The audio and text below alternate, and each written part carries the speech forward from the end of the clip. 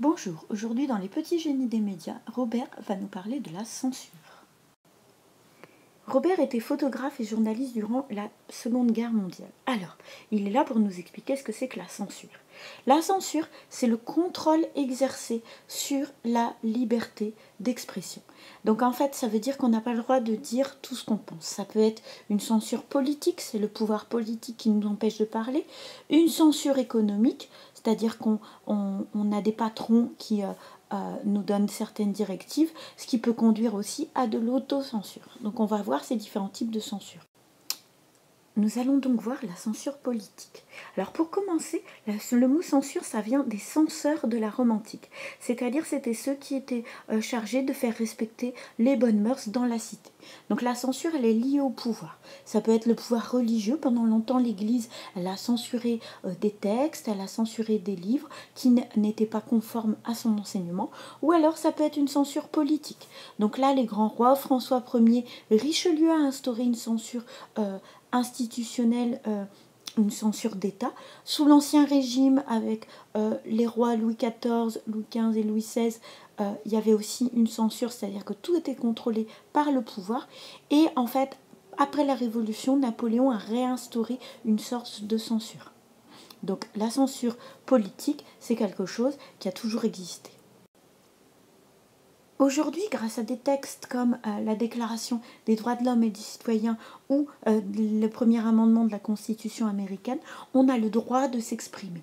La libre communication des pensées et des opinions, la freedom of speech et la freedom of the press sont des choses qui sont intégrées maintenant dans nos pratiques. Donc, est-ce que la censure, ça existe encore aujourd'hui ? Eh bien oui, l'association Reporters sans frontières nous montre sur cette carte en noir les pays où il y a encore un contrôle qui est exercé sur la liberté d'expression.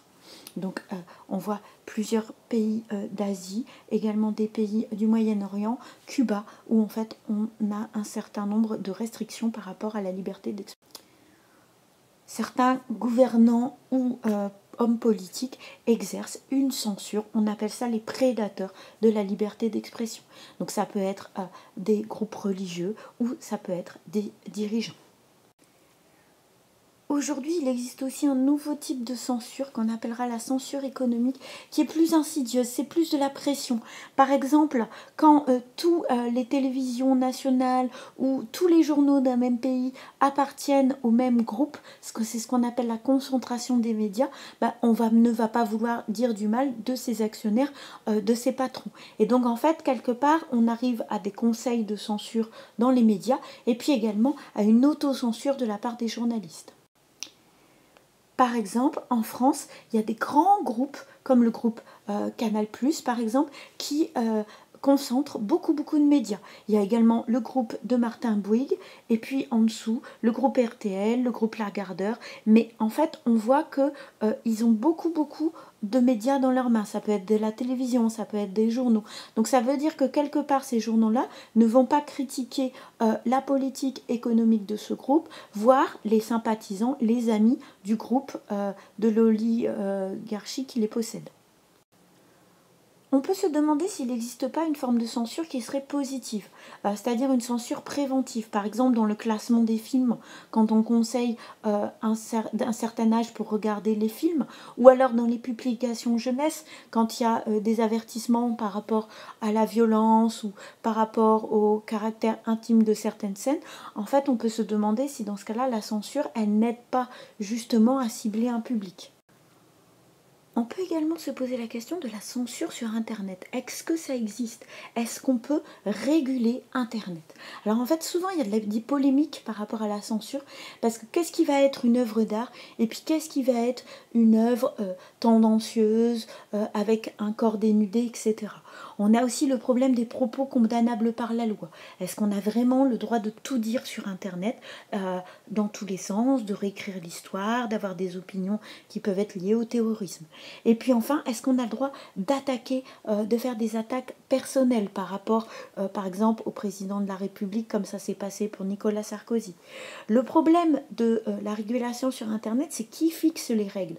C'est-à-dire que les grands groupes comme Facebook ou comme Google vont s'autoréguler, ils vont interdire par exemple la présence de certains sites sur Google ou la présence de photos de nus sur Facebook, mais dans quelle mesure c'est quelque chose qui peut être universel? Est-ce qu'à un moment, ça ne va pas être une censure à sens unique, justement? Voilà, donc pour résumer, la censure, c'est une atteinte à notre liberté d'expression. La censure, c'est quelque chose qui a un caractère historique, c'est-à-dire qu'il y a toujours eu de la censure politique ou religieuse. Maintenant, on peut se poser de la question de la censure aujourd'hui. On parle plus d'une censure économique, voire d'autocensure, d'une censure personnelle de la part des journalistes ou des gens.